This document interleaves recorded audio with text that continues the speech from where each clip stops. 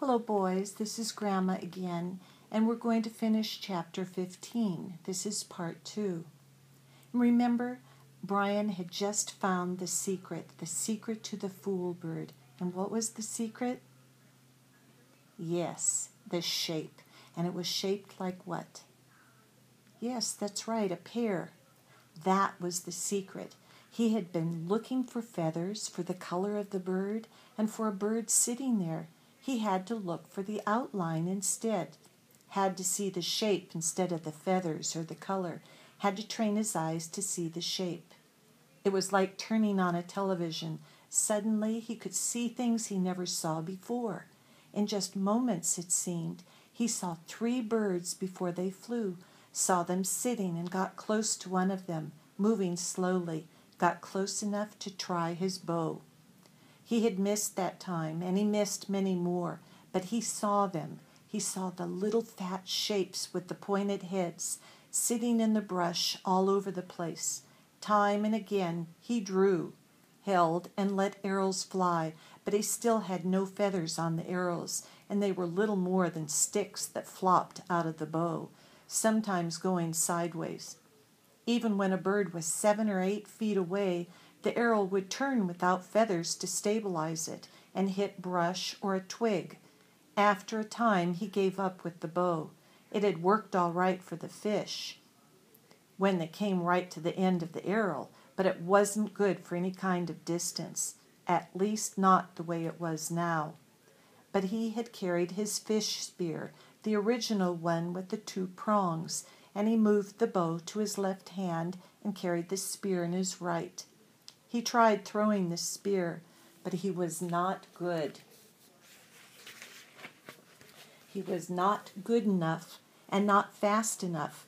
The birds could fly amazingly fast, get up fast. But in the end, he found that if he saw the bird sitting and he moved sideways toward it, not directly toward it, but at an angle, back and forth, he could get close enough to put the spear point out ahead, almost to the bird, and thrust and lunge with it. He came close twice, and then, down along the lake, not far from the beaver house, he got his first meat. The bird had sat and he had lunged, and the 2 points took the bird back down into the ground and killed it almost instantly. It had fluttered a bit, and Brian had grabbed it and held it in both hands until he was sure it was dead. Then he picked up the spear and the bow, and he trotted back around the lake to a shelter where the fire had burned down to glowing coals. He sat looking at the bird, wondering what to do. With the fish, he had just cooked them whole, left everything inside, and picked the meat off. This was different. He would have to clean it. It had always been so simple at home. He would go to the store and get a chicken, and it was all clean and neat, no feathers, no insides, and his mother would bake it in the oven, and he would eat it. His mother, from the time before, would bake it. Now he had the bird, but he had never cleaned one, never taken the insides out or gotten rid of the feathers, and he didn't know where to start, but he wanted the meat. He had to have the meat, and that drove him. In the end, the feathers came off easily. He tried to pluck them out, but the skin was so fragile that it pulled off as well. So he just pulled the skin off the bird, kind of like peeling an orange, he thought, sort of, except that when the skin was gone, the insides fell out the back end. He was immediately caught in a cloud of raw odor, a kind of steamy dung odor that came up from the greasy coil of the insides that fell out of the bird, and he nearly threw up. But there was something else to the smell as well, some kind of richness that went with his hunger, and that overcame the sick smell. He quickly cut off the neck with his hatchet. He cut the feet off the same way, and in his hand he held something like a small chicken with a dark, fat, thick breast and small legs. He set it up on some sticks on the shelter wall, and he took the feathers and the insides down to the water, to his fish pond. The fish would eat them, or eat what they could, and the feeding action would bring more fish. On second thought, he took out the wing and the tail feathers, which were stiff and long and pretty, banded and speckled in browns and grays and light reds. There might be some use for them, he thought, maybe work them into the arrows somehow.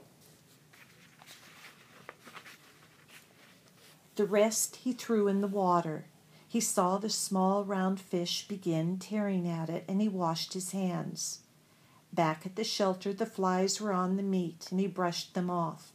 It was amazing how fast they came, but when he built up the fire and the smoke increased, the flies almost magically disappeared.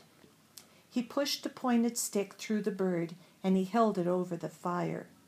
The fire was too hot. The flames hit the fat, and the bird almost ignited.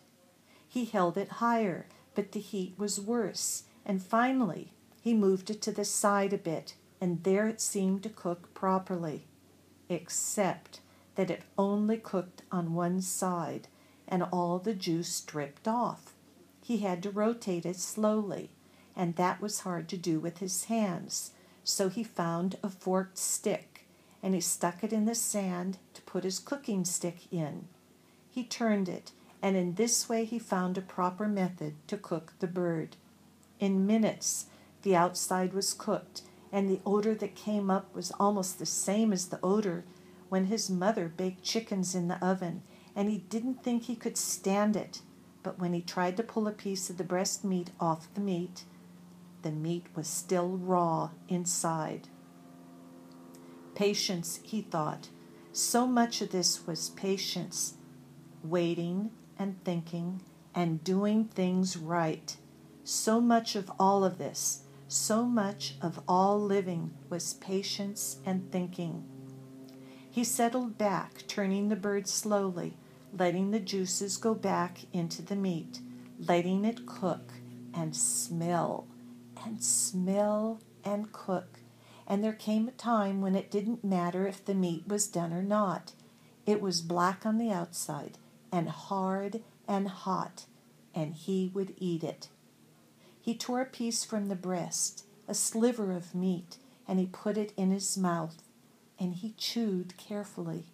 He chewed as slowly and carefully as he could to get all the taste, and he thought, never in all the food, all the hamburgers and malts, all the fries or meals at home, never in all the candy or pies or cakes, never in all the roasts or steaks or pizzas, never in all the submarine sandwiches, never